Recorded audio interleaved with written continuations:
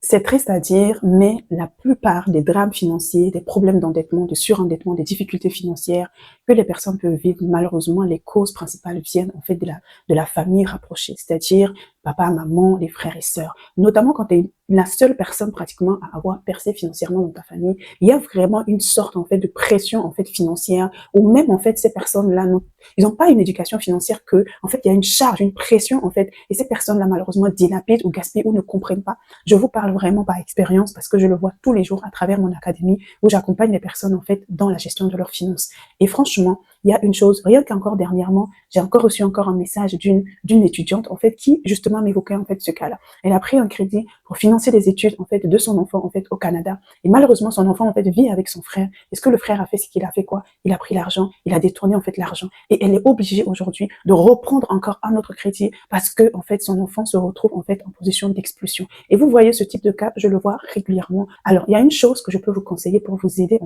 à limiter en fait ces dégâts. C'est que vous savez, vous pouvez être éduqué financièrement, mais malheureusement, vos proches ne sont pas éduqués financièrement. Alors, moi, ce que je vous conseille, c'est quand vous leur parlez, la plupart du temps, ils vont pas écouter parce que ce sont vos frères, ce sont vos sœurs, ce sont vos parents, ils ne comprennent pas en fait.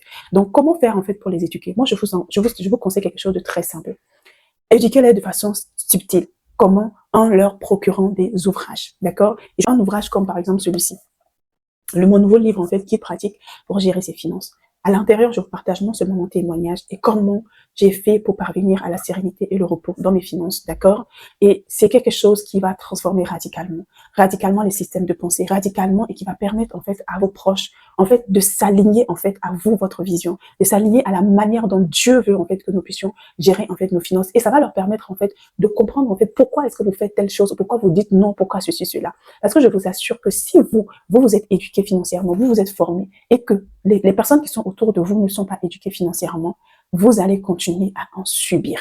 Mais du moment où tout le monde sera au même niveau d'information, vous allez voir en fait qu'il n'y aura plus besoin de justifier et que les choses vont aller mieux. Donc voilà, pour commander ce guide-là, d'accord, vous avez tout simplement le lien dans ma bio, d'accord, ou tout simplement quelque part ici sur la vidéo. Il est disponible sur Amazon, vous avez juste à taper le titre et vous allez le retrouver, d'accord. Donc voilà.